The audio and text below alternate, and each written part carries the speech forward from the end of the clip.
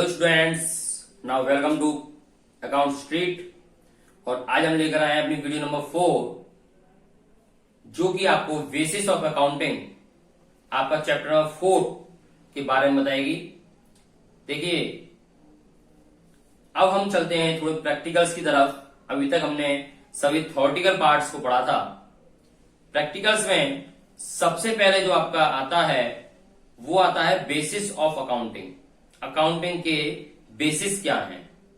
तो यहां पर आपको दो प्रकार के बेसिस दिए गए हैं, जिनमें पहला है आपका cash basis of accounting and actual basis of accounting.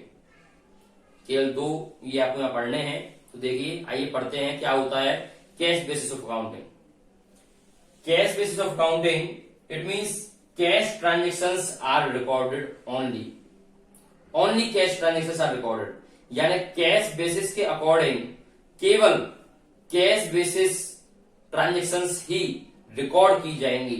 It means अगर आपने नगद माल बेचा है या नगद माल खरीदा है, केवल वही ट्रांजेक्शंस आप रिकॉर्ड करेंगे। अगर कोई उधार माल बेचा या खरीदा गया होगा तो उसको हम यहां पर इग्नोर कर देंगे, उसको हम रिकॉर्ड नहीं करेंगे according to cash basis of accounting. Second ये कहता है prepaid outstanding acquired income and received in advance are not adjusted.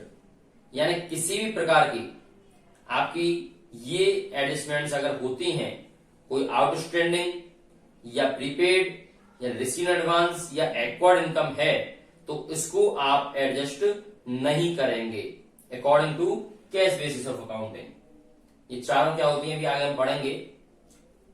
Next है cash basis of accounting is not recognised by the company act 2013। Cash basis of accounting company act 2013 के according recognise नहीं है।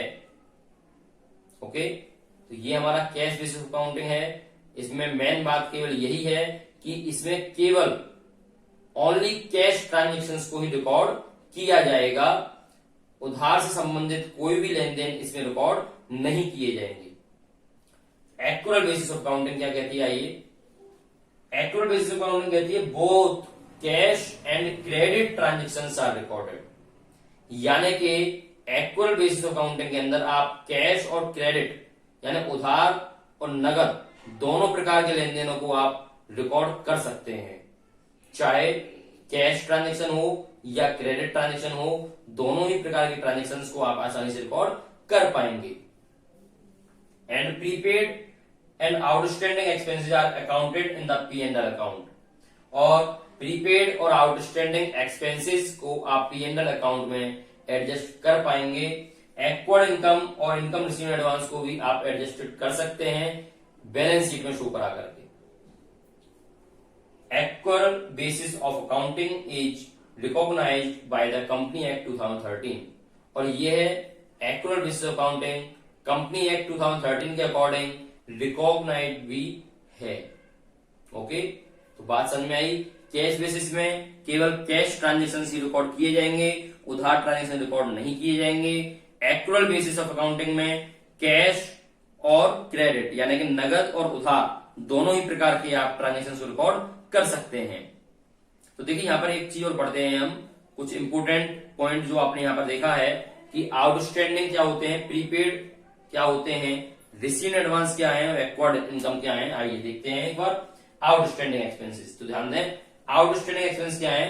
दो expenses which have become due during the accounting period but which have not yet been paid. It means ऐसे expenses जो कि कर दिए गए हैं लेकिन अभी तक उनका पेमेंट नहीं हुआ है, उनका पेमेंट होना बाकी रह गया है, यानी कि वो ड्यू है। इट मींस ऐसे खर्चे जो हमको फ्यूचर में जिनका पेमेंट करना है वो हमारे आउटस्टैंडिंग एक्सपेंसेस कहलाएंगे। ओके, सेकेंड आता है प्रीपेड एक्सपेंसेस। प्रीपेड नाम से आपको पता पड़ रहा होगा, प्रीपेड इट मींस पहले पेड कर देना। ऐसे खर्चे जो कि पहले ही पेड कर दिए गए हैं, एडवांस में दे दिए गए हैं, अभी कार्य होना बाकी है उनका, तो वो हमारे कहलाते हैं prepaid expenses. It means those expenses which have been paid in advance. यानी कि जो हमने एडवांस में पेड कर दिए हैं वो हमारे प्रीपेड एक्सपेंसेस कहलाएंगे। Next is acquired income. Acquired income क्या है हमारी, आइए, which has been earned during the accounting period but has not yet become due and has not been received. It means ऐसी इनकम जिसका हम कार्य कर चुके हैं लेकिन अभी तक वो हमें रिसीव्ड नहीं हुई है, वो हमारी एक्वायर्ड इनकम कहलाएगी। लाइक एजा, जैसे मान लीजिए मैंने 1 महीने आपको ट्यूशन दिया है लेकिन अभी तक उस ट्यूशन की फीस आनी बाकी है मेरे पास, अभी तक वो फीस मुझे प्राप्त नहीं हुई है 1 महीने की, लेकिन मैं आपको 1 महीने टीच कर चुका हूं, तो इट मीन्स वो मेरे लिए क्या कहलाएगी, ट्यूशन फी एक्वायर्ड इनकम। ऐसी इनकम जिसे कार्य तो मैंने कर दिया है बट अभी तक मुझे उसकी इनकम प्राप्त नहीं हुई है, वो एक्वायर्ड इनकम कहलाएगी। Next is income received in advance. ऐसी इनकम जो एडवांस में ही प्राप्त हो चुकी है, आपने देखा होगा जो कि हम एडवांस में पेमेंट कर देते हैं, जैसे स्कूलों में भी होता है कि एडवांस में फीस दे दी जाती है या कुछ जगह पर एडवांस पेमेंट कर दिया जाता है, वो हमारी कहलाती है इनकम रिसीव्ड इन एडवांस। ऐसी इनकम जो कि हमें एडवांस में ही प्राप्त हो चुकी है, अभी हमें कार्य करना शेष है, वो सभी हमारी इनकम रिसीव्ड इन एडवांस कहलाती है। ओके, तो इतना आपकी समझ में आ गया होगा। आइए इन दोनों की हम एक एक प्रैक्टिकल प्रॉब्लम आपको करके दिखाते हैं कि कैश बेसिस ऑफ अकाउंटिंग से अगर हम क्वेश्चन सॉल्व करेंगे तो क्या होगा, और एक्चुअल बेसिस ऑफ अकाउंटिंग से अगर हम क्वेश्चन सॉल्व करते हैं तो उसका क्या इफेक्ट पड़ेगा। तो आइए प्रैक्टिकल प्रॉब्लम पर चलते हैं, एक बार केस बेसिस और एक्चुअल बेसिस लेकर। ये क्वेश्चन है आपके सामने, आइए एक बार रीड करते हैं हम। During the financial year 2018-19 Mohan had cash sales of 90,000 rupees and credit sales of 60,000 rupees. Mohan ने नगद माल बेचा है 90,000 रुपए का और उधार माल बेचा है 60,000 रुपए का। His expenses for the year were 70,000 rupees out of which 30,000 rupees is still to be paid. उसके टोटल एक्सपेंसेस 70,000 रुपए के हुए हैं, जिनमें से 30,000 रुपए को छोड़ करके बाकी सभी उसने पेड कर दिए हैं। इट मीन्स 40,000 वो पेड कर चुका है और 30,000 क्रेडिट है। Find out Mohan's income for 2018-19 following the cash basis and actual basis of accounting. Mohan की इनकम आपको फाइंड आउट करनी है दोनों ही अकाउंटिंग के थ्रू, यानी कैश बेसिस और एक्चुअल बेसिस। तो आइए पहले हम कैश बेसिस के अकॉर्डिंग इसको सॉल्व करते हैं। According to cash basis of accounting, देखिए कैश बेसिस के अकॉर्डिंग क्या करेंगे आप, कैश बेसिस में बताया था केवल ओनली कैश ट्रांजेक्शन्स को ही रिकॉर्ड किया जाएगा, क्रेडिट ट्रांजेक्शन्स को रिकॉर्ड नहीं किया जाएगा। So it means cash sales कितने की हुई उसकी 90,000 रुपीज की। सो हम लिखेंगे cash sales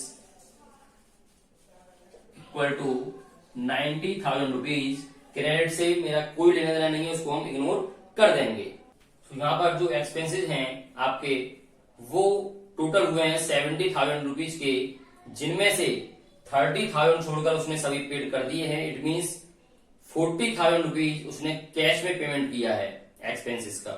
so cash basis के अकॉर्डिंग हम लेस करेंगे एक्सपेंसेस कितने रुपए के, 40,000 रुपीज, बिकॉज 40,000 ही उसने नगद पेमेंट किया है। इट मीन्स आपका जो 50,000 रुपीज निकल के आया, यही आपकी क्या कहलाएगी, इनकम। ये आपका आंसर होगा according to cash basis of accounting. अगर कैश बेसिस के अकॉर्डिंग हम करते हैं तो कैश सेल्स 90,000 की हुई, एक्सपेंसेस 40,000 लेस किए मैंने, और इनकम निकल के आ गई मेरी 50,000 की। ओके, अगर इसी क्वेश्चन को हम according to actual basis of accounting के थ्रू करते हैं तो देखिए क्या इफेक्ट रहेगा। अगर एक्चुअल बेसिस के अकॉर्डिंग करते हैं तो मैंने बताया एक्चुअल बेसिस में कैश और क्रेडिट दोनों को ही आप एडजस्ट करेंगे। सो यहां पर टोटल सेल लिखी जाएगी और टोटल सेल्स उसकी कितने रुपए की हुई है, 90,000 रुपीज कैश और 60,000 rupees credit. It means total sale 1,50,000 rupees. Okay, cash 90,000 और 60,000 क्रेडिट, लेस एक्सपेंसेस। एक्सपेंसेस भी टोटल कैश और क्रेडिट मिला करके, तो टोटल एक्सपेंस कितने हुए उसके 70,000 रुपीज।